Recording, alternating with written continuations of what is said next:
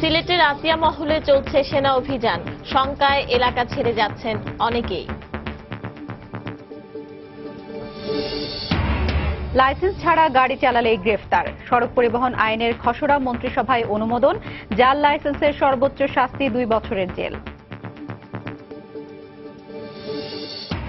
Comilla city নির্বাচনের প্রচারণার শেষ দিনকাল, বৃহস্পতিবার ভোট, পাড়া মহল্লায় ছুটছেন প্রার্থীরা। প্রতি বছরই বাড়ছে সিজারিয়ানের সংখ্যা, প্রতি 10 প্রসূতির 6 জনের সন্তানের জন্ম এ পদ্ধতিতে, বেশি লাভের আশায় ক্লিনিকগুলোতেই এ প্রবণতা। এবং গভীর সাগর থেকে নিখোঁজ পটুয়াখালীর 10 জেলের মধ্যে একজনের মৃত্যুর অভিযোগ পরিবারের, বাকিরা মিয়ানমার কারাগারে বন্দী। উদ্ধারে উদ্যোগ নেওয়ার দাবি জেলা প্রশাসনের।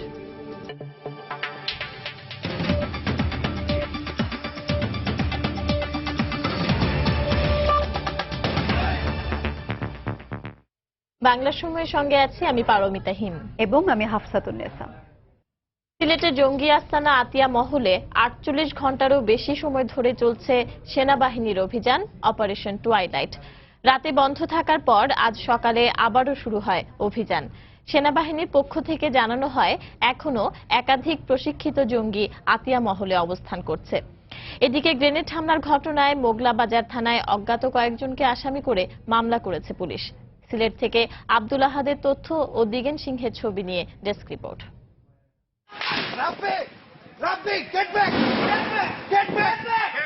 সোমবার ভোর থেকে আরো জোরালোভাবে শুরু হয় সিলেটের শিববাড়ির আতিয়া মহলে কমান্ডো অভিযান। বাতাসে ছড়াচ্ছে বারুদের গন্ধ, কাঁপছে পুরো এলাকা। একটু পরপরই থেমে থেমে গুলির শব্দ।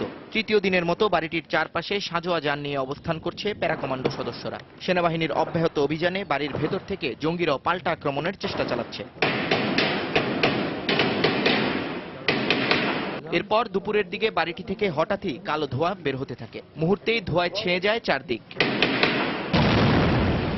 সেনাবাহিনীর পক্ষ থেকে জানানো হয় অভিযানে ইতোমধ্যে 2 জঙ্গি নিহত হলেও আতিয়া মহলে এখনো একাধিক প্রশিক্ষিত জঙ্গি অবস্থান করছে। ভিতরে যে জঙ্গি যে কজন আছে বা যারা ছিল তারা যতটুকু আমাদের বুঝতে পেরেছি ওয়েল ট্রেইন। এরপর যখন আমরা টিয়ার শেল নিক্ষেপ করেছি তারপরের থেকে জঙ্গিরা ভিতরে তাদের জন্য থাকাটা একটু ডিফিকাল্ট ছিল, তখন মুভমেন্ট দৌড়াদৌড়ি শুরু করছে এবং তখন আমরা নিশ্চিত 2 জনকে ইফেক্টিভলি এনগেজ করতে পেরেছি এবং 2 জন জঙ্গির নিশ্চিত যে তাদের মৃত্যু হয়েছে এবং একজন ওই সময়ই তার যে সুইসাইডাল ভেস্ট সবার মধ্যে লাগানো ছিল, একজন সেটা এক্সপ্লোড করেছে। পুরো ভবন জুড়ে শক্তিশালী বিস্ফোরক দ্রব্য থাকায় একটু পরপরই আতিয়া মহল থেকে বিস্ফোরণের শব্দ শোনা যাচ্ছে। থমথমে পরিস্থিতি পুরো এলাকা জুড়ে। বাকি এর মধ্যে এখনো আমাদের যেটা যতটুকু বুঝতে পেরেছি আরো এক বা একাধিক জঙ্গি এখনো ভিতরে আছে। পুরো বিল্ডিংটা যেটা বললাম যে পুরো আইডি দিয়ে নিচের থেকে জায়গায় জায়গায় লাগিয়েছে। আমরাও যথেষ্ট ফায়ার করেছি, এক্সপ্লোসিভ ফায়ার করেছি। পুরো এলাকাটা খুব ঝুঁকিপূর্ণ হয়ে গেছে এখন। গ্রেনেড হামলার ঘটনায় গতরাতে সিলেটের মোগলাবাজার থানায় পুলিশ বাদী হয়ে একটি মামলা দায়ের করে। অজ্ঞাতনামা আসামিদের বিরুদ্ধে মামলাটা করা হয়েছে আর মামলার বাদী করা হয়েছে মোগলাবাজার থানার সাব ইন্সপেক্টর শিবলু চৌধুরীকে। বিস্তারিত তদন্ত করে জানা যাবে যে কারা কারা এই ঘটনার সাথে জড়িত ছিল। জিজ্ঞাসাবাদের জন্য কয়েকজনকে তো করা হয়েছে, আর গ্রেপ্তার এই ধরনের এখনো নাই। শনিবার সকালে জঙ্গি আস্তানা আতিয়া মহল থেকে 21 শিশুসহ 78 জন বেসামরিক লোককে উদ্ধার করে সেনাবাহিনী। সময় সংবাদ, সিলেট। এই মুহূর্তে শিববাড়ি এলাকায় আছেন রিপোর্টার আব্দুল আহাদ। অভিযানের বিষয়ে বিস্তারিত জানতে সরাসরি চলে যাচ্ছি তার কাছে। আহাদ।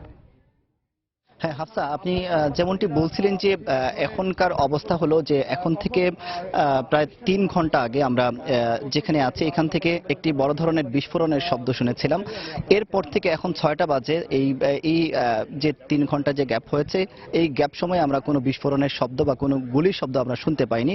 তবে 4টার আগে আমরা দেখতে পেয়েছি যে এই যে ভবনে জঙ্গিরা লুকিয়ে আছে সেই ভবনের উপর থেকে বেশ ধোঁয়া বের হচ্ছে হচ্ছে এবং ধোঁয়ার কুণ্ডলি দিয়ে ধোঁয়া বের হচ্ছে, কিন্তু আমরা কোনো আগুন দেখতে পাইনি। তো আসলে এটা কি কারণে এই ধোঁয়া বের হচ্ছিল সেই বিষয়টি আমরা আমাদেরকে এখনো ক্লিয়ার করা হয়নি। তবে একটি বিষয় আপনাদের বলে রাখি যে আমাদেরকে আইন শৃঙ্খলা বাহিনীর পক্ষ থেকে প্রথমে জানানো হয়েছিল 4টার দিকে আর্মির পক্ষ থেকে আমাদেরকে প্রেস ব্রিফিং করা হবে, কিন্তু আমরা যখন সামনের দিকে এগুচ্ছিলাম তাদের কথা অনুযায়ী তারপর আমাদেরকে রাস্তায় আটকে দেওয়া হয় এবং তারপর বলা হয়েছিল এর পরবর্তীতে আমাদেরকে টাইম জানানো হবে। এখন 4টার দিকে মূলত প্রেস কনফারেন্স হচ্ছে না। তারপর আমরা এখন বেশ দূরত্বেই আমরা দাঁড়িয়ে আছি এবং কিছুক্ষণ আগে আমরা দেখেছি যে ক্রাইম সিনের লোকজন সিআইডির তারা ভিতরে প্রবেশ করেছিল। রাস্তার দিকে আসলে তারা কোথায় গিয়েছিল আমরা জানি না, যেহেতু আমরা দূরে আছি। তারপরে আধা ঘন্টা পরে তারা আবার বেরিয়ে যায় এবং যেহেতু এখন নীরব অবস্থা বিরাজ করছে এবং আজ সারাদিনই বিকট শব্দ হচ্ছিল, কখনো গ্রেনেডের শব্দ আবার কখনো গুলির শব্দ, এবং এই শব্দগুলো আমাদেরকে একটি সূত্র জানিয়েছিল যে কখনো আর্মির বুলেটের শব্দ, আবার কখনো যে জঙ্গি যারা আছে তারাও আর্মির দিকে বুলেট ছুটছিল এবং তারা বলেছে যে আজ সকালে আমাদেরকে যেমনটি বলা হয়েছিল যে ভিতরে নারী সহ হয়তো 3জন জঙ্গি থাকতে পারে এবং রাব্বি নামে একজন জঙ্গির আমরা নাম জানতে পেরেছি একটি সূত্র থেকে। তবে এই রাব্বি কে এবং তার পরিচয় কি সেই বিষয়টি এখনো আমরা জানতে পারিনি। তবে প্রতিদিন যেহেতু সন্ধ্যার সময় আমাদেরকে ব্রিফিং করা হয়, আমরা আশা করছি যে আজ হয়তো সন্ধ্যার পরে আমাদেরকে আর্মির পক্ষ থেকে ব্রিফিং করা হবে এবং হয়তো এখন যে বর্তমান যে অবস্থা আসলে এই অভিযানটা শেষ কিনা আমরা এখনো ক্লিয়ারলি বলতে পারবো না। হাফসা। সিলেটের শিববাড়ি থেকে জঙ্গি অভিযান অপারেশন টয়লেটের সবশেষ অবস্থা জানালেন সহকর্মী আব্দুল আহাদ। এদিকে আতিয়া মহলে প্রচুর বিস্ফোরক থাকা এবং প্রাণহানি কমাতে অভিযান শেষ হতে সময় লাগছে বলে জানিয়েছেন স্বরাষ্ট্রমন্ত্রী আসাদুজ্জামান খান কামাল। দুপুরে সচিবালয়ে নিজ দপ্তরে সাংবাদিকদের প্রশ্নের জবাবে তিনি কথা বলেন। জঙ্গিবাদ প্রতিরোধে প্রধানমন্ত্রী দলের নেতাদের তৃণমূলে কাজ করার নির্দেশ দিয়েছেন বলেও জানান স্বরাষ্ট্রমন্ত্রী। বিল্ডিং এর চতুর্দিক দিয়ে তারা বিভিন্ন ধরনের বোমা ঠোমা রাখতে পারে, সেইটার জন্যই তারা ধীরে সুস্থে কাজ করছে যাতে প্রাণহানি না ঘটে। যে কোনো সময়ই এই অপারেশন শেষ হবে। আমরা এখনো সঠিকভাবে বলতে পারছি না যে দু একটি নাম আপনারা উচ্চারণ করলেন এরা এখানে আসেন কিনা, হয়তো থাকতেও পারে। যারাই এখানে আসেন সবাই ধরা পড়বেন, কিংবা যদি তারা চ্যালেঞ্জ করে সেই চ্যালেঞ্জের মোকাবেলা আমাদের মানে আর্মির ইসেরা প্যারা কমান্ডাররা তৈরি রয়েছে। সিলেটের শিববাড়ি এলাকায় কমান্ডো অভিযান অব্যাহত থাকায় আতঙ্কে আছেন এলাকাবাসী। ওই এলাকায় গ্যাস ও বিদ্যুৎ সংযোগ বন্ধ থাকায় সাধারণ মানুষের দুর্ভোগ চরমে পৌঁছেছে। এরই মধ্যে অনেকে এলাকা ছাড়তে শুরু করেছেন। সিলেট থেকে আব্দুল আহাদের পাঠানো তথ্য ছবি নিয়ে ডেস্ক রিপোর্ট। গত বৃহস্পতিবার থেকে সিলেটের শিববাড়ি এলাকায় থেমে থেমে চলছে গুলি আর বিস্ফোরণ। কমান্ডো অভিযান অব্যাহত থাকায় তীব্র আতঙ্কের মধ্যে দিন কাটাচ্ছেন এলাকাবাসী। সেই সঙ্গে ওই এলাকায় 144 ধারা জারি থাকায় স্বাভাবিকভাবে চলাফেরাও করতে পারছেন না তারা। অবস্থা আমাদের খুবই খারাপ, আমরা আসলে আতঙ্কিত অবস্থায় আছি। আমরা মানবেতর জীবনযাপন করতেছি। প্রয়োজনীয় গ্যাস আর বিদ্যুৎ সংযোগ বন্ধ থাকায় এরই মধ্যে এলাকা ছাড়তে শুরু করেছেন অনেকে। খাবারের সমস্যা, পানির সমস্যা, ইয়ের সমস্যা, এর মাঝে আপনার এই যে গুলাগুলি চলতেছে এবং আমার দাদি অসুস্থ হয়ে গেছেন, চলে যাচ্ছেন বাসা থেকে। বাসা থেকে চলে যাচ্ছেন। গ্যাস নাই, কারেন্ট নাই, নানান ঝামেলা, অসুস্থ শাশুড়ি চলে যাচ্ছে। গত বৃহস্পতিবার সিলেটের শিববাড়ি এলাকায় জঙ্গি আস্তানা সন্দেহে দুটি বাড়ি ঘিরে ফেলে আইন শৃঙ্খলা রক্ষা বাহিনীর সদস্যরা। শনিবার সকাল থেকে শুরু হয় কমান্ডো অভিযান। সময় সংবাদ, সিলেট। শুক্রবার রাতে সিলেটের শিববাড়ি এলাকায় জঙ্গি আস্তানায় অভিযানের সময় বোমা হামলায় আহতদের মধ্যে 28 জন এখনও সিলেট মেডিকেলে চিকিৎসাধীন। তাদের মধ্যে 5 জনের অবস্থা সংকটাপন্ন বলে জানিয়েছেন হাসপাতালের পরিচালক। বাকিরা দ্রুতই সুস্থ হয়ে উঠবেন বলে জানিয়েছেন তিনি। এদিকে গুরুতর আহত র্যাবের গোয়েন্দা শাখার প্রধান লেফটেন্যান্ট কর্নেল আবুল কালাম আজাদ এখন সিঙ্গাপুরে চিকিৎসাধীন। শনিবার সন্ধ্যার পর শিববাড়ি এলাকায় জঙ্গি আস্তানার পাশের এলাকায় জঙ্গিদের 2 দফা বিস্ফোরণে 6 জন নিহত এবং অর্ধ শতাধিক আহত হন।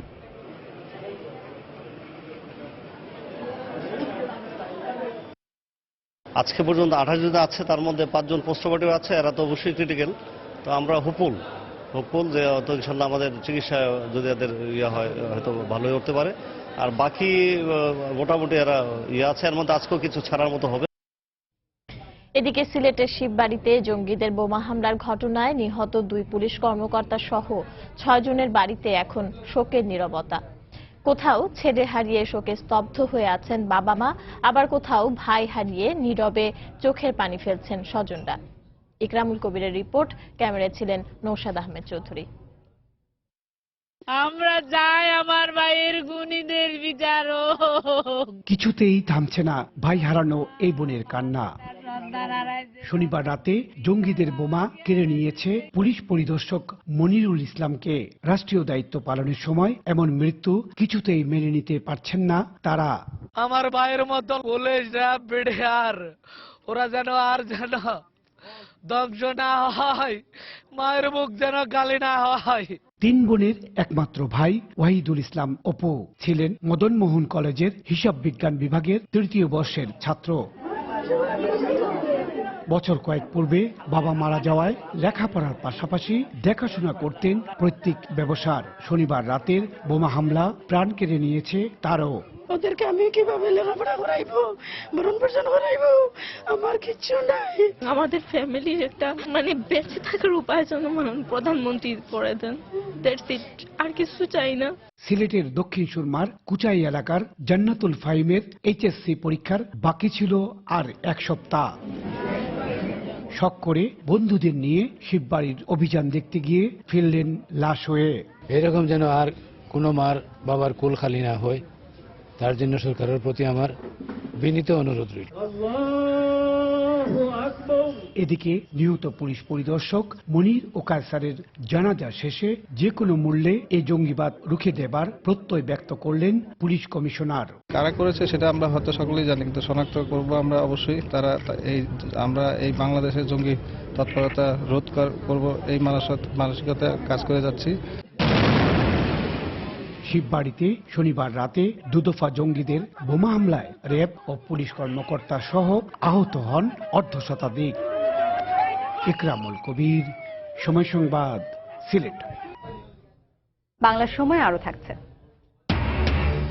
ইজি বাইক ও রিকশা নিয়ন্ত্রণের পরও কমেনি ময়মনসিংহ শহরের যানজট। সড়ক নির্দিষ্ট না করা ও বাস স্ট্যান্ড থাকায় মিলছে না সুফল, বলছেন সাধারণ মানুষ। লাইসেন্স ছাড়া গাড়ি চালালে বিনা পরোয়ানায় গ্রেপ্তার করা যাবে। এছাড়া 6 মাসের কারাদণ্ড ও 50,000 টাকা জরিমানার বিধান রেখে প্রধানমন্ত্রী শেখ হাসিনার সভাপতিত্বে অনুষ্ঠিত মন্ত্রিসভার বৈঠকে সড়ক পরিবহন আইন 2017 এর খসড়ায় নীতিগত অনুমোদন দেওয়া হয়েছে। এতে বলা হয়, ড্রাইভিং লাইসেন্স পাওয়ার ক্ষেত্রে 8ম শ্রেণী পাশের বাধ্যবাধকতা থাকছে। তবে বেপরোয়া গাড়ি চালনার কারণে কারো প্রাণহানি ঘটলে ফৌজদারি দণ্ডবিধি অনুযায়ী শাস্তির বিধান থাকছে বলে জানিয়েছেন মন্ত্রিপরিষদ সচিব। প্রতি বছর মহাসড়কে বেপরোয়া গাড়ি চালানো, চালকের অদক্ষতা, গাফিলতি সহ সড়ক পরিবহনের নিয়ম নীতি তোয়াক্কা না করার কারণে প্রাণ ঝরে অহরহ। যাত্রীদের অভিযোগ, অধিকাংশ ক্ষেত্রেই চালক ও হেলপারের ভুলেই ঘটে থাকে ভয়াবহ দুর্ঘটনা। নানা পক্ষের বিভিন্ন দাবির পরিপ্রেক্ষিতে অবশেষে নতুন করে সড়ক পরিবহন আইন প্রণয়ন করছে সরকার। সোমবার সকালে সচিবালয়ে মন্ত্রিসভার বৈঠকে 1983 সালের দ্য মোটর ভেহিকল অ্যাক্টকে আইনে রূপান্তর করতে প্রণীত খসড়ায় চূড়ান্ত অনুমোদন দেয়া হয়। বৈঠক শেষে মন্ত্রিপরিষদ সচিব জানান, চালকের লাইসেন্সিং প্রক্রিয়ায় পরিবর্তন এসেছে, বেড়েছে শাস্তির মাত্রাও। ড্রাইভিং লাইসেন্সের জন্য কমপক্ষে ক্লাস 8 পাস হওয়া লাগবে। ড্রাইভিং লাইসেন্স ছাড়া গাড়ি চালায় তাহলে অনধিক 6 মাসের কারাদণ্ড অথবা অনধিক 50,000 টাকা অর্থদণ্ড বা উভয়দণ্ডের দণ্ডনীয় হবে। জাল ড্রাইভিং লাইসেন্স যদি কেউ ব্যবহার করে 2 বছর কারাদণ্ড অথবা 3 লক্ষ টাকা অর্থদণ্ড। এটা অর্থদণ্ড বাড়ছে। 6 মাসের কারাদণ্ড ও 50,000 টাকা জরিমানার অপরাধের ক্ষেত্রে কোনো পরোয়ানা ছাড়াই পুলিশ অপরাধীকে গ্রেপ্তার করতে পারবে জানিয়ে মন্ত্রিপরিষদ সচিব বলেন, বেপরোয়া গাড়ি চালনায় কেউ হতাহত হলে তার শাস্তি দণ্ডবিধি অনুযায়ী হবে। বেপরোয়া গাড়ি চালানোটা এটা ওই নিহত বা আহত হয় তাহলে এটা দণ্ডবিধিতে চলে গেছে। যদি গাড়ি যদি পাল্লা দেয়, এই জাতীয় ঘটনা যদি করে এবং তাতে দুর্ঘটনা ঘটায়, তাহলে এটার জন্য 3 বছরের কারাদণ্ড বা 25 লক্ষ টাকা জরিমানা। গাড়ি চালানোর সময় চালক মোবাইলে কথা বললে 1 মাসের কারাদণ্ড ও 5,000 টাকা অর্থদণ্ডের বিধান থাকছে জানিয়ে সচিব আরও জানান, অপরাধ অনুযায়ী চালকের মূল্যায়ন করে লাইসেন্স থাকা না থাকার বিষয়টির সিদ্ধান্ত হবে বলেও প্রস্তাব রাখা হয়েছে আইনে। মোটরযান চালনারত অবস্থায় মোটরযান চালক মোবাইল ফোন বা অনুরূপ সরঞ্জাম ব্যবহার করতে পারবেন না। ড্রাইভিং সংক্রান্ত যে বিধিবিধান সেটা যদি অমান্য করে তাহলে আস্তে আস্তে তার 12টা পয়েন্ট বরাদ্দ থাকবে এবং ওই দোষের কারণে আস্তে আস্তে পয়েন্ট কর্তন হতে থাকবে। এছাড়াও ফিটনেসবিহীন গাড়ি চালানো, সিট বেল্ট না বাঁধা এবং উল্টো পথে গাড়ি চালানোতেও শাস্তির ব্যবস্থা থাকছে আইনে। দেবাশিস রায়, সময় সংবাদ, ঢাকা। কুমিল্লা সিটি কর্পোরেশন নির্বাচনের শেষ মুহূর্তের প্রচারণায় ব্যস্ত সময় পার করছেন আওয়ামী লীগ ও বিএনপি মেয়র প্রার্থী সহ কাউন্সিলর প্রার্থীরা। দিনভর উৎসবমুখর পরিবেশে ভোটারদের দ্বারে দ্বারে যাচ্ছেন প্রার্থীরা। শেষ মুহূর্তের প্রতিশ্রুতিতে চাইছেন ভোটের পাল্লা ভারী করতে। নগরীর বাখরাবাদ এলাকায় নেতাকর্মীদের সঙ্গে নিয়ে প্রচারণা চালান বিএনপির মেয়র প্রার্থী মনিরুল হক সাক্কু। এ সময় তিনি বলেন, ভোটাররা ভোট কেন্দ্রে যেতে পারলে তার বিজয় সুনিশ্চিত। এদিকে নগরীর মুরাদপুর এলাকায় প্রচারণা চালান আওয়ামী লীগের মেয়র প্রার্থী আঞ্জুমান সুলতানা সীমা। নির্বাচনকে প্রশ্নবিদ্ধ করার জন্যই বিএনপির পক্ষ থেকে নানা অভিযোগ তোলা হচ্ছে বলে সময় জানান তিনি। এছাড়া ভোট কেন্দ্রে সিসি ক্যামেরা বসানো প্রসঙ্গে সীমা বলেন, সিসি ক্যামেরা বসানোর মতো খারাপ পরিস্থিতি কুমিল্লায় সৃষ্টি হয়নি।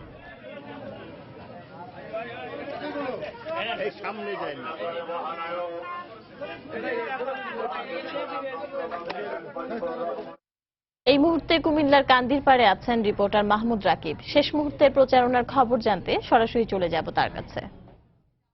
পার্লামেন্টে একটি নির্বাচনের টানটান উত্তেজনা ও উৎসবের আমেজ তৈরিতে যা যা উপাদান লাগে তার সবই এই মুহূর্তে বিদ্যমান আছে কুমিল্লা সিটি কর্পোরেশন বা কুমিল্লা নগরীতে। আমরা দেখছি যে যেহেতু আজ রাত 12টার মধ্যে বহিরাগত যত নেতাকর্মী আছেন, বিশেষ করে আপনি জানেন যে নির্বাচনকে কেন্দ্র করে আওয়ামী লীগ ও বিএনপির বিপুল সংখ্যক কেন্দ্রীয় এবং অন্যান্য জায়গা থেকে নেতাকর্মী এই কুমিল্লা নগরীতে এসেছেন। তারা কিন্তু যেহেতু আজ রাতের মধ্যে এই নগরী ছাড়তে হবে, সেহেতু এই শেষ বিকেলে বা এখন সন্ধ্যা নেমে এসছে। এই আমরা দেখেছি বিকেল নাগাদ তারা একটু পরপর কিন্তু এই কান্দিরপাড় মোড়ে তাদের নেতৃত্বে বেশ বড় বড় শোডাউন হয়েছে। আমরা দেখেছি আওয়ামী লীগ প্রার্থী, বিএনপি প্রার্থী এবং কেন্দ্রীয় নেতাদের নেতৃত্বে কিন্তু এই মিছিলগুলো এখানে হচ্ছিল, আমরা দেখছিলাম। তো বুঝতে পারছেন যে আসলে একদমই যেহেতু শেষ মুহূর্তে আগামীকাল আর একদিন আছে নির্বাচনী প্রচারণা করার, সে কারণে শেষ মুহূর্তে ভোটারদের দ্বারে দ্বারে যাচ্ছেন দুই প্রার্থী মনিরুল হক সাক্কু এবং আঞ্জুম সুলতানা সীমা। তবে এই নির্বাচনে একটি সৌহার্দ্যপূর্ণ যে পরিবেশ সেটি কিন্তু আমরা লক্ষ্য করছি। বিশেষ করে আওয়ামী লীগ প্রার্থী এবং বিএনপি প্রার্থী তারা হয়তো দুটি দলের বিরুদ্ধে অভিযোগ করছেন, কিন্তু ব্যক্তিগতভাবে তারা কিন্তু কেউ কারো বিরুদ্ধে এখনো পর্যন্ত তেমন বড় কোনো অভিযোগ করেননি। যা অভিযোগ করা হচ্ছে সেটি হলো দলীয়ভাবে বা দলীয় নেতাকর্মীদের বিরুদ্ধে। এটি কিন্তু একটি নতুন, আমরা বলতে পারি এখানে একটি নতুন একটি উপসর্গ তৈরি হয়েছে কুমিল্লা সিটি কর্পোরেশন নির্বাচনে। আর আমি আপনাকে আরেকটি তথ্য জানিয়ে দেই, আজ রাতে যেহেতু বহিরাগত নেতারা সব চলে যাবেন, সেক্ষেত্রে কিন্তু ইতিমধ্যেই সব দুটি দলের প্রধান নেতাদেরকে কিন্তু সেটি বারবার জানানো হচ্ছে নির্বাচন কমিশন থেকে। এছাড়া আমরা দেখেছি, যদিও এখন আনুষ্ঠানিকভাবে নির্বাচন কমিশন বা রিটার্নিং কর্মকর্তা থেকে আমাদের এখনো জানানো হয়নি, আমরা দেখেছি কিছু জায়গায় কিন্তু বা আমরা নগরের শহরে দেখেছি বিজিবির গাড়ি আমরা দেখেছি অতিরিক্ত পুলিশ ব্যাটালিয়ান, আমরা কিন্তু সেগুলো দেখছি তারা শহরে প্রদক্ষিণ করছে। তবে এখনো মোতায়েন করা হয়েছে কিনা সেটা কিন্তু আমাদেরকে নির্বাচন অফিস থেকে জানানো হয়নি। তো মোটামুটি আমার কাছে কুমিল্লা সিটি কর্পোরেশন নির্বাচনের যে প্রচারণার খবর, এই ছিল সবশেষ খবর। পারমিতা। কুমিল্লা সিটি কর্পোরেশন নির্বাচনের শেষ মুহূর্তের প্রচারণার খবর জানাচ্ছিলেন সহকর্মী মাহমুদ রাকিব। বাংলার সময় আরো থাকছে। গাইবান্ধায় মাহবুবুর রহমান হত্যা মামলায় হলি আর্টিজানের ঘটনায় গ্রেপ্তার রাজীব গান্ধীর 5 দিনের রিমান্ড মঞ্জুর। রাব্বি হত্যার ঘটনায় স্বীকারোক্তিমূলক জবানবন্দি। দেশে প্রতি 10 জন নারীর 6 জনই সন্তান জন্ম দিচ্ছেন অস্ত্রোপচারের মাধ্যমে। স্বাস্থ্য অধিদপ্তরের তথ্য বলছে এ হার প্রতি বছর বাড়ছে। বিশেষজ্ঞরা বলছেন, সন্তান জন্মদানে সিজারিয়ান পদ্ধতি বিকল্প ব্যবস্থা হলেও অনেক ক্লিনিক বেশি লাভের আশায় এটিকেই প্রথম পদ্ধতি হিসেবে বেছে নিচ্ছেন। স্বাস্থ্য প্রতিমন্ত্রীও অস্ত্রোপচারের মাধ্যমে সন্তান জন্ম দেওয়ার হার বেড়ে যাওয়ায় উদ্বেগ প্রকাশ করেছেন। মৌসুমী ইসলামের 3 পর্বের ধারাবাহিকের আজ দেখুন প্রথম পর্ব। নর্মাল ডেলিভারিটা একটা এখন অ্যাবনর্মাল ব্যাপার। সিজার এটাই সবাই মেনে নিয়েছে যে সবার সিজারই হবে। তো সেই অর্থে যখন শুনে কেউ যে আমার নর্মাল ডেলিভারি হয়েছে 2টা বেবি, তো খুব অ্যাপ্রিশিয়েট করে। প্রাকৃতিকভাবে সন্তান জন্মদানের এই স্বাভাবিক প্রক্রিয়াটি যেন এখন অস্বাভাবিক ঘটনা। নার্স দৌড়ায় আসছে আমার কাছে যে বলার জন্য আপনি খুব ভাগ্যবান, নর্মাল ডেলিভারি হচ্ছে আপনার টাকা কম লাগবে। 2 সন্তানের এই মা বললেন, সুনির্দিষ্ট কোনো কারণ ছাড়াই অনেকটা তাড়াহুড়ো করেই তাকে সিজার করা হয় রাজধানীর একটি বেসরকারি হাসপাতালে। সুস্থ ছিলাম, সবই বেবি ভালো ছিল, শুধু বললো যে ওয়াটার ব্রেক আর এসবের ঝামেলা টামেলা হতে পারে, দরকার কি, দরকার নাই, তুমি লাস্ট উইক পর্যন্ত ওয়েট করার দরকার নেই, ডেটের 1 উইক আগে তুমি অ্যাডমিট হয়ে যাও। স্বাস্থ্য অধিদপ্তরের 2015 সালের তথ্য বলছে, হাসপাতালে সেবা নেওয়া প্রতি 100 জনে 60 জন নারীর সিজারিয়ানের মাধ্যমে সন্তান জন্ম দিয়েছেন। এর মধ্যে গড়ে 36 জনের বেসরকারি হাসপাতালে এবং 24 জনের সরকারি হাসপাতালে সিজারিয়ান হয়। স্বাস্থ্য সংশ্লিষ্টরা বলছেন, একদিকে সিজার অপারেশনে 1 ঘন্টারও কম সময় লাগা, তার উপর টাকার পরিমাণ বেশি হওয়ায় সিজার অপারেশনে আগ্রহ বেশি চিকিৎসক এবং হাসপাতালে। অন্যদিকে নর্মাল ডেলিভারিতে টাকার পরিমাণ কম, তার উপর একজন রোগীর পেছনে একজন ডাক্তারকে ঘন্টার পর ঘন্টা সময় দিতে হয়। একটা ইনস্টিটিউটে 5 to 15% সিজারিয়ান সেকশন রেট থাকতে হবে। 5% এর নিচে যাওয়া মানে হচ্ছে যে সেই ইনস্টিটিউট টাইমলি ইন্টারভেনশন করতে পারে না, আর 15% এর উপরে যাওয়া মানে এখানে আননেসেসারি ইন্টারভেনশন হতে পারে। মানুষ অসুস্থ হলে খুব দুর্বল থাকে, তারা আমাদের কাছ থেকে অনেক বেশি সহানুভূতি চায়। যারা টাকা রোজগার করার জন্য করে তারা তো প্রফেশনাল না, তারা তো অবশ্যই ইথিক্সের বাইরে কাজ করে। সরকারির তুলনায় বেসরকারি হাসপাতালে সিজারিয়ানের সংখ্যা বেড়ে যাওয়াকে উদ্বেগজনক বললেন মন্ত্রী। সিজারিয়ানের সংখ্যাটা বেড়ে যাচ্ছে আশঙ্কাজনকভাবে। সরকারি হাসপাতালে সিজারের সংখ্যা কম, 20-25% বেশি হয় না। তাও তো সরকারি হাসপাতালে কমপ্লিকেটেড কেসগুলো আসে। প্রাইভেট হাসপাতাল ক্লিনিকগুলোতে সিজার বেশি হয়ে থাকে, সেখানে 70-80% হয় সিজার। কিছু চিকিৎসক আছে বা কিছু অনৈতিক প্রতিষ্ঠান আছে যারা অনুপ্রাণিত করে সিজার করার জন্য নানাবিধ ভয়ভীতি দেখিয়ে। রোগী এবং রোগীর স্বজনদের অতি উৎসাহ দেশে সিজারিয়ান ডেলিভারির সংখ্যা বাড়াচ্ছে বলে মনে করেন সংশ্লিষ্টরা। মৌসুম ইসলাম, সময় সংবাদ, ঢাকা। গাইবান্ধায় পল্লী চিকিৎসক মাহবুবুর রহমান হত্যা মামলায় জঙ্গি সদস্য জাহাঙ্গীর ওরফে রাজীব গান্ধীকে 5 দিনের রিমান্ড দিয়েছেন আদালত। বিকেলে senior judicial magistrate Joynal Abedin এ রিমান্ড মঞ্জুর করেন। এর আগে জাহাঙ্গীর ওরফে রাজীব গান্ধীকে আদালতে হাজির করে 5 দিনের রিমান্ড আবেদন করে সিআইডি। শুনানি শেষে আদালত এ রিমান্ড আবেদন মঞ্জুর করেন। 2015 সালের 2রা জুন পলাশবাড়ী উপজেলার মনোহরপুরে দুর্বৃত্তদের গুলিতে নিহত হন পল্লী চিকিৎসক মাহবুবুর রহমান। এই ঘটনায় মামলা দায়েরের পর জেএমবি সদস্য জাহাঙ্গীর ওরফে রাজীব গান্ধীকে গ্রেপ্তার করে পুলিশ। এদিকে সাঘাটায় ফজলে রাব্বি হত্যার ঘটনায় জড়িত থাকার কথা স্বীকার করে 164 ধারায় জবানবন্দি দিয়েছে রাজীব গান্ধী। এ মামলায় গ্রেপ্তার অপর জেএমবি সদস্য আনিসুর রহমানকে 5 দিনের রিমান্ড দিয়েছেন আদালত। নাটোরের সিংড়ায় আদিবাসী কিশোরী ধর্ষণ মামলায় 2 জনকে যাবজ্জীবন কারাদণ্ডের আদেশ দিয়েছেন আদালত। দুপুরে জেলা ও দায়রা জজ আদালতের বিচারক রেজাউল করিম এ আদেশ দেন। মামলার বিবরণী থেকে জানা যায়, 2015 সালের 27 আগস্ট নওগাঁর পতিশর এলাকা থেকে মানসিক প্রতিবন্ধী এক আদিবাসী কিশোরীকে ধরে আনে কয়েকজন যুবক। পরে তার উপর নির্যাতন চালিয়ে হোসেনপুর ব্রিজের নিচে ফেলে রেখে যায় তারা। এ ঘটনায় সিংড়া থানা পুলিশ বাদী হয়ে 6 জনকে অভিযুক্ত করে একটি মামলা দায়ের করেন। দীর্ঘ বিচারিক কার্যক্রম শেষে আজ আদালত 2 জনকে যাবজ্জীবন কারাদণ্ড এবং 1 লাখ টাকা জরিমানার আদেশ দেন। বাকি 4 জনকে খালাস দিয়েছেন আদালত। গভীর সাগরে মাছ ধরতে গিয়ে নিখোঁজ হয়েছেন পটুয়াখালীর 10 জেলে। এদের একজন এরই মধ্যে মারা গেছেন বলে দাবি স্বজনদের। তাছাড়া বাকিরা মিয়ানমারের কারাগারে বন্দী আছেন বলে অভিযোগ তাদের।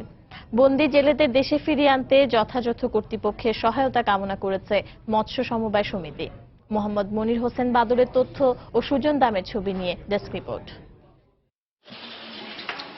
নিখোঁজের পর পেরিয়ে গেছে 2 মাস, এখনো খোঁজ মেলেনি পটুয়াখালীর 10 জেলের। গত 17 জানুয়ারি মহিপুর আলিপুর মৎস্য বন্দর থেকে এফবি ফয়সাল নামে একটি মাছ ধরার ট্রলার নিয়ে গভীর সমুদ্রে মাছ ধরতে যান 10 জেলে। এরপর থেকেই নিখোঁজ রয়েছেন তারা। তবে নিখোঁজ জেলেরা মিয়ানমারের কারাগারে বন্দী রয়েছে বলে দাবি পরিবারের সদস্যদের। পরিবারের একমাত্র উপার্জনক্ষম ব্যক্তি নিখোঁজ থাকায় অসহায় দিন পার করছেন তারা। আমার স্বামী সাগরে গেছে মাছ ধরতে গেছে, পর সাগরে ইঞ্জিন নষ্ট হয়ে বাঁচতে বাঁচতে মায়ের মান যাইয়ে উঠছি। এই অবস্থা আমাদের সংসারে কোনো নাই যে আমরা চুলো একটা পাইলে দিয়ে 2 চাল জাল দিয়ে বাচ্চাদেরকে রান্ধে খাওয়ানো, এমন কোনো পথ নাই। সরকারের দ্বারা একটু আবেদন, আমাদের ভাই বেরাদার এদেরকে যেন সরকার দেশে ফেরত আনে। বন্দী জেলেদের দেশে ফিরিয়ে আনতে যথাযথ কর্তৃপক্ষের সহায়তা কামনা করেন মৎস্য সমবায় সমিতির সভাপতি। পার্শ্ববর্তী রাষ্ট্র ভারত সহ মিয়ানমারে জেলেরা নদী পথে সাগর পথে যদি কোনো ক্রমে ভুলক্রমে ঢুকে যায় তাদেরকে সত্ত্বর দেশে ফিরিয়ে আনার কোনো ব্যবস্থা নেই।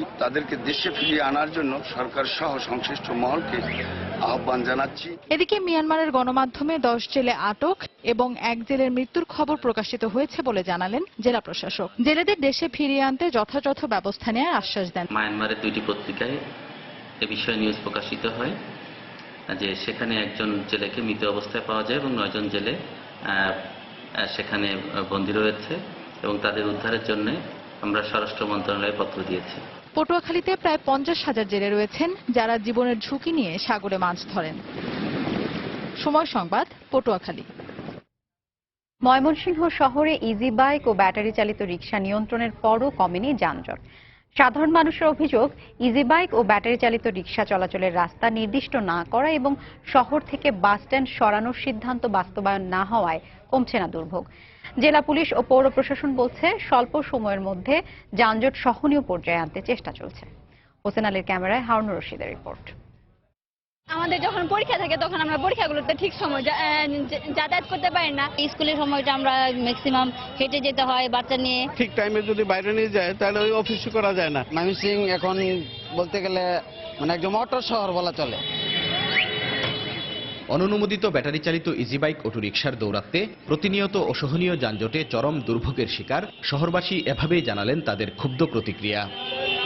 পৌরসভা থেকে 745টি ইজি বাইকের লাইসেন্স দেয়া হলেও শহরে এখন নিয়মিত চলাচল করছে 9 থেকে 10,000, সাথে যুক্ত হয়েছে আরও কয়েক হাজার ব্যাটারি চালিত অটোরিকশা। ফলে শহরে ভয়াবহ আকার ধারণ করেছে যানজট। এ অবস্থায় 7-8 মাস আগে শহরে চলাচলকারী ইজি বাইক ও ব্যাটারি চালিত রিকশা নিয়ন্ত্রণ এবং শহরের ভেতরে থাকা বাস স্ট্যান্ড সরানোর সিদ্ধান্ত নেয় প্রশাসন। শহরের ভেতরের যে সিএনজিগুলো আছে সেগুলোর সংখ্যা নির্ধারণ করে দেয়া এবং সেগুলোকে আলাদা কালার করে দেয়া, আলাদা নাম্বার দিয়ে দেয়া, আর কতগুলো জায়গা ঠিক করে দেয়া শহরের চারদিকে, যে ওই জায়গাগুলোতে এসে শহরের বাইরে সিএনজিগুলো ওখানে এসে স্টপ হয়ে যাবে, সেগুলো আর শহরের ভেতরে ঢুকবে না।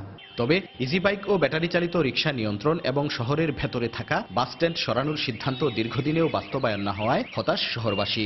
স্থানীয় প্রশাসনের প্রতিটি সভায় সিদ্ধান্ত হয় এবং সবাই একমত হন যে এই শহরকে আমরা যানজট মুক্ত করব, কিন্তু তারপরেও আর সেটি আসলে আলোর মুখ দেখে না। এটি খুবই দুঃখজনক এবং হতাশাজনক। জেলা পুলিশ ও পৌর প্রশাসনের শীর্ষ ব্যক্তিরা বলছেন, যানজট নিরসনে শহরে চলাচলকারী ইজি বাইক ও ব্যাটারি চালিত রিকশার সংখ্যা নির্ধারণের কাজ প্রায় শেষ পর্যায়ে রয়েছে। কাজে হাত দিলে তখন বুঝতে পারবো যে ওইটার প্রবলেমটা কি হচ্ছে, অথবা ওইটাকে ঘিরে বা ওইটা বাদ দিয়ে আর কি কি প্রবলেমগুলো আছে। আমরা এখনো ওই সার্ভের কাজটাতেই আছি। আমরা ইতিমধ্যে পৌরসভার পক্ষ থেকে ময়মনসিংহ শহরে কতগুলো ইজি বাইক চলাচল করছে এটির অ্যাসেসমেন্ট কাজ শুরু করেছে এবং প্রায় শেষ পর্যায়ে রয়েছে। বিভাগীয় কমিশনারের কার্যালয়ে বৈঠকের সিদ্ধান্তের প্রেক্ষিতে 1 মাস আগে শহরের ভেতর থেকে ত্রিশাল বাস স্ট্যান্ডটি মাসকান্দায় সরিয়ে নেয়ার কয়েকদিন পরই এটি আগের স্থানেই ফিরে আসে। হারুনুর রশিদ, সময় সংবাদ, ময়মনসিংহ। শেষ হয়েছে মেহেরপুরের ভৈরব নদ খনন কাজ। নদের দুপার প্রশস্তকরণ সহ অন্যান্য কাজও চলতি বছরের এপ্রিলের মধ্যে শেষ হওয়ার সম্ভাবনা রয়েছে। এতে খুশি নদের দুপারের মানুষ।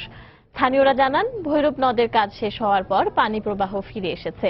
এতে নদ কূলবর্তী দুপারের প্রায় 21,000 সেক্টর জমি সেচ সুবিধার আওতায় আনা সম্ভব হয়েছে। নদ খননের কারণে আগের চেয়ে প্রায় 15,000 মেট্রিক টন বেশি খাদ্যশস্য উৎপাদন করা সম্ভব হবে বলে জানান কৃষকেরা। সেই সঙ্গে নদ সংরক্ষণের জন্য অন্যান্য প্রকল্প হাতে নেওয়ার দাবি জানিয়েছেন স্থানীয়রা। আর নদের দুপারে বনায়ন প্রকল্প হাতে নেওয়ার কথা জানিয়েছেন জেলা প্রশাসক। 70,65,51,216 টাকা ব্যয়ে ভৈরবে নদ খনন প্রকল্পটি বাস্তবায়ন করেছে পানি উন্নয়ন বোর্ড। কৈশোর তারুণ্যে বইয়ের আয়োজনে ময়মনসিংহে শুরু হয়েছে 2 দিন ব্যাপী বই মেলা। সকালে ময়মনসিংহ বিদ্যাময়ী সরকারি বালিকা উচ্চ বিদ্যালয়ে মেলার উদ্বোধন করেন বিদ্যালয়ের প্রধান শিক্ষক নাসিমা খাতুন। প্রতিদিন এ মেলা সকাল 8টায় শুরু হয়ে চলবে বিকেল 5টা পর্যন্ত। মেলার প্রথম দিন বই কিনতে ভিড় শিক্ষার্থীদের, নতুন বই পেয়ে উচ্ছ্বসিত তারা। এ ধরনের মেলা আরও আয়োজনের আশ্বাস দিলেন শিক্ষকরা।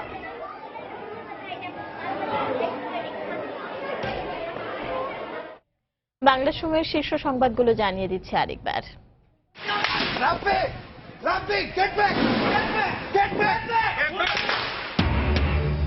সিলেটের আতিয়া মহলে চলছে সেনা অভিযান, শঙ্কায় এলাকা ছেড়ে যাচ্ছেন অনেকেই।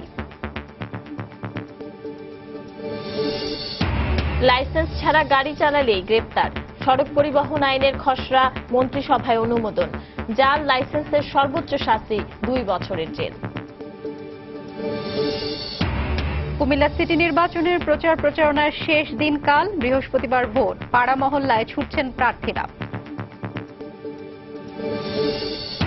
প্রতি বছরই বাড়ছে সিজারিয়ানের সংখ্যা, প্রতি 10 প্রসূতির 6 জনের সন্তানই জন্ম এ পদ্ধতিতে। বেশি লাভের আশায় ক্লিনিকগুলোতেই এই প্রবণতা। এবং গভীর সাগর থেকে নিখোঁজ পটুয়াখালীর 10 জেলের মধ্যে একজনের মৃত্যুর অভিযোগ পরিবারের, বাকিরা মিয়ানমার কারাগারে বন্দী। উদ্ধারে উদ্যোগ নেয়ার দাবি জেলা প্রশাসনের। এই ছিল বাংলা সময়। যে কোনো খবর পেতে ভিজিট করুন সময়নিউজ.tv। এছাড়া এই মাত্র পাওয়া খবর আপনার মোবাইলে পেতে SMS করুন। স্টার্ট বিএন লিখে পাঠিয়ে দিন 16242 নম্বরে। সঙ্গে থাকুন সময়।